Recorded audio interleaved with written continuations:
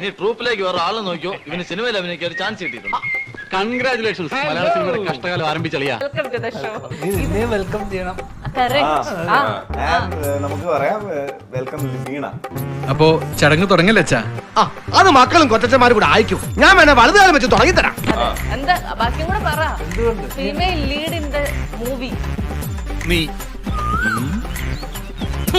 എനിക്കതല്ല, ഇത്ര ഇന്റർവ്യൂ ഇത്ര സിനിമക്കാരായിട്ട് ബന്ധമുണ്ടായിട്ടും ലീഡാന്ന് പറഞ്ഞ് പറ്റിച്ചത് ഇവള് വിശ്വസിച്ചു.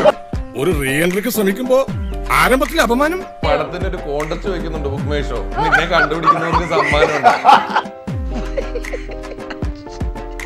ജീവ സത്യം പറ, ജീവയ്ക്ക് പൈസ തന്നായിരുന്നോ? ആർട്ടിസ്റ്റുകൾക്ക് തരും. പുതിയതല്ലേ, കാറ്റടിച്ചപ്പോ മനസ്സിലായില്ലേ? നയൻതാരയ്ക്ക് ശേഷം കഥ പറഞ്ഞത് വീണയായിട്ട്.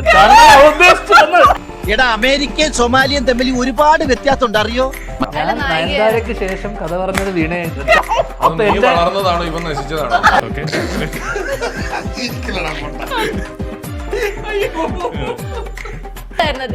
നയൻതാരയ്ക്ക് ശേഷം എന്നെ കാസ്റ്റ് ചെയ്യാൻ തീരുമാനിച്ചു. ഒരബദ്ധം ആർക്കും പറ്റും.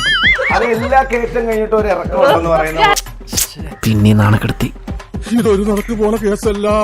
അല്ല, പക്ഷെ ഒരു കാര്യം, നമ്മളിപ്പം ഇനി ഇത്രയും നേരം പറഞ്ഞൊക്കെ തമാശയാണെങ്കിലും ഞാൻ ഈ ഡബിങ്ങിന് പോയപ്പോ നിങ്ങൾ കണ്ടില്ലല്ലോ, ഞാൻ വീണ അഭിനയിച്ച സീനൊക്കെ കണ്ടു. വളരെ ചെറുതാണ്.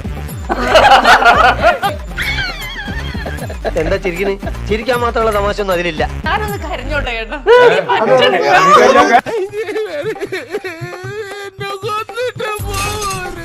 ഈ കിട്ടുന്നതിലേക്ക് എനിക്ക് സന്തോഷമേ ഉള്ളൂ.